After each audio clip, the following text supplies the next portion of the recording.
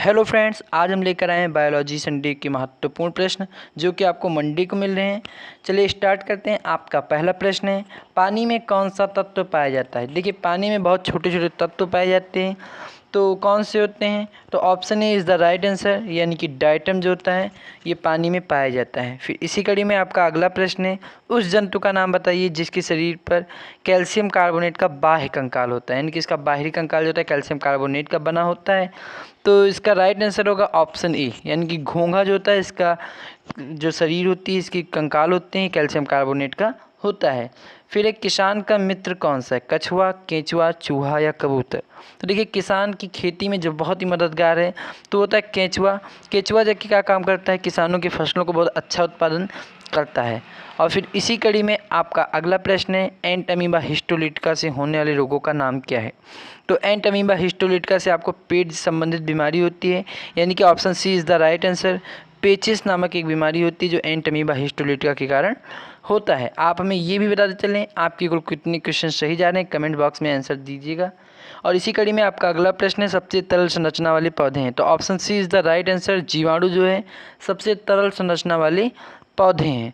और फिर इसी के नज़रिए से आपका अगला प्रश्न है, लाइकेन होता है।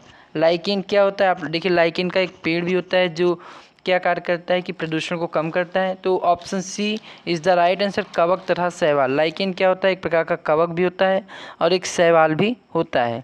और इसी कड़ी में आपका अगला प्रश्न है, मोती बना होता है। आप जो घरों में मोती यूज करते हैं वो किसका बना होता है, तो होता है कैल्शियम कार्बोनेट का।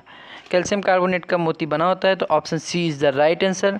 और इसी कड़ी में आपका अगला प्रश्न है कि लहसुन में यानी प्याज में गंध क्यों आती है। आप लोग अक्सर देखे होंगे कि आपके प्याज या लहसुन सड़ जाते हैं तो उसमें बहुत तेज़ बदबू होती है, तो होता है पोटेशियम के कारण। Option E is the right answer, potassium के कारण उसमें गंध उत्पन्न होती है। और इसी कड़ी में आपका अगला प्रश्न है, कांच का गहरा नीला रंग क्यों होता है। अक्सर आप लोग देखेंगे कांच बहुत गहरा रंग का होता है, नीला होता है, क्यों होता है, तो ये होता है कोबाल्ट ऑक्साइड के कारण। कोबाल्ट ऑक्साइड उसमें पाया जाता है। Option B is the right answer. फिर इसी कड़ी में आपका अगला प्रश्न है, प्रचुर मात्रा में नाभिकीय ईंधन है। तो प्रचुर मात्रा में जो नाभिकीय ईंधन है वो होता है आपका थोरियम, यानी कि option C is the right answer. और फिर इसी कड़ी में आपका अगला प्रश्न है, आतिशबाजी में हरा रंग क्यों होता है, यानी कि जब कोई गोला पटाखा फूटता है तो उसमें हरा रंग क्यों दिखाई पड़ता है। तो इसका एक कारण होता है कि इसमें पाया जाता है बेरियम, यानी option A is the right answer. Barium के कारण आतिशबाजी में हरा रंग दिखाई पड़ता है। आपका अगला प्रश्न है, बिजली की आग बुझाने में किसका उपयोग किया जाता है। जी हाँ, बिजली से अगर कहीं आग लगती है तो उसको बुझाने में किसका उपयोग होता है। तो option A is the right answer, यानी कि पायरिन का उपयोग किया जाता है। और इसी कड़ी में आपका अगला प्रश्न है, फोटोग्राफी में कौन सा अम्ल उपयोग किया जाता है। जी हाँ, अम्ल होता है, तो इसमें होता है ऑक्जेलिक अम्ल। Option B is the right answer. फिर आपका अगला प्रश्न है, सोने का आभूषण बनाते इसमें कौन सी धातु का उपयोग किया जाता है। तो इसमें यूज होता है तांबा। Option B is the right answer. फिर अगला प्रश्न है और लास्ट प्रश्न है, मनुष्य में की लार ग्रंथियाँ कितनी होती हैं।